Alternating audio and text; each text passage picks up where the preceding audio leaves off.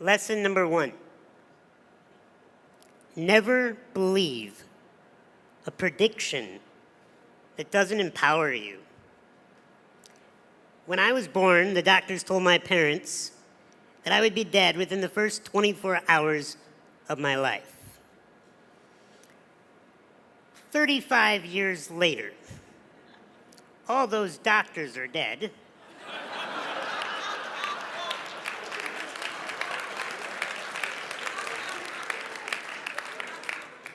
And I am the only doctor that remains.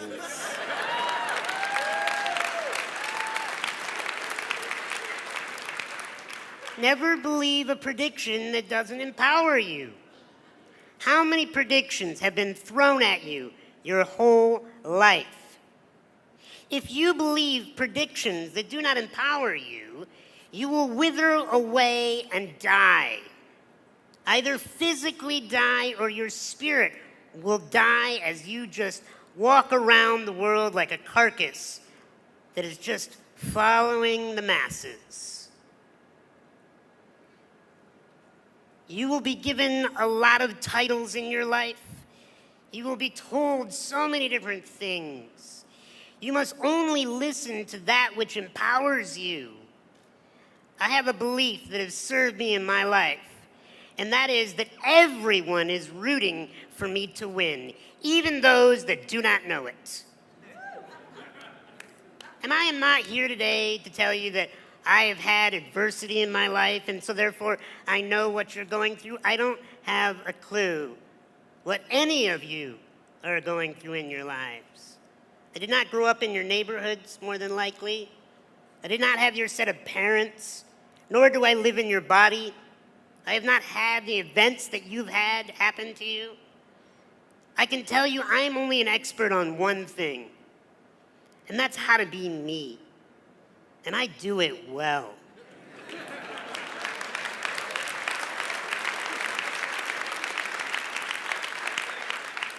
But it's not come easily. I've gone through things that I don't wish upon anyone in this room. I've had metal rods pulled out of bone marrow while I was awake. I've had jaw infections where teeth had to be extracted and I can no longer chew my own food.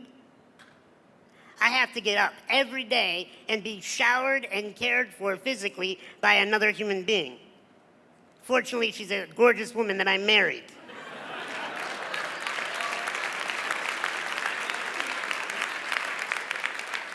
I get stared at everywhere I go, and the moment people meet me, if they don't know a thing about my resume, they automatically, just by the human nature, think to themselves, oh, it must be so difficult to be that man. If somebody pities me, they're wasting their time. Because I have chosen a life of strength. And I am here to help you choose a life of strength. But I'm going to tell you, we've talked about drugs here. You know what the worst drug to ever hit the human race is? Pity. The moment you feel sorry for another person, or the moment you feel sorry for yourself, you're hosed. You are totally, completely frozen in potential. We cannot pity ourselves. We cannot pity you. Yes, I get to go home today. Yes, I get to have what many would call freedom, but I'm going to talk to you about freedom, about what I really choose to see freedom as. Because like I said, you cannot believe predictions that do not empower you. The second lesson today is you are not your condition. You are not. I am not disabled. Sure, I'll take the handicap parking privileges. But that does not define me as a man. Not able. I've been looked at and treated my whole life as if I am not able. I have had to rise above and show people that the only disability is one's refusal to adapt. You have to adapt to whatever environment you're in, even if it's prison. And what does adaptation look like? I think it looks like celebration. Because when you meet people that are celebrating their life, you want to be around them. You want to learn from them. You want to do business with them. You want to hire them. Look, if you do not want to be seen as a prisoner or a convict when you get out of this, or even while you're in this, then it's an attitude. It is a belief in yourself that you bring value to the human race, no matter what your current condition, title, or stature is. Because if I believe that I'm disabled, I would wither up, I would be shy, I would be insecure, I would be afraid, I would act like I need your help. And the rest of humanity would be okay with that. But I choose something else. I choose to be strong. I choose to be a leader. I choose to have words to move this planet. I'll tell you why I was born. And I hope it inspires you to find out why you were born. I was born to rid this world of insecurity. Because when a human being is insecure, they do stupid stuff. When we feel like we're not enough, we chase external validation and external objects to try to tell us we're enough. Thank you.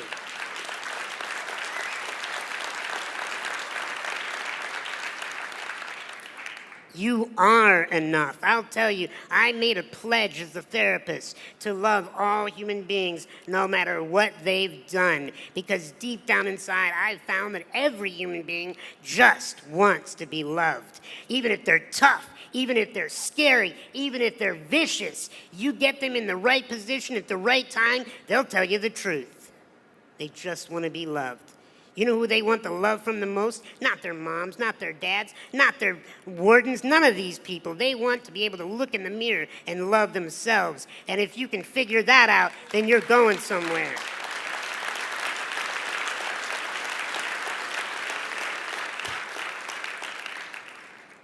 But you cannot feel sorry for yourself. When you feel sorry for yourself, you will wither.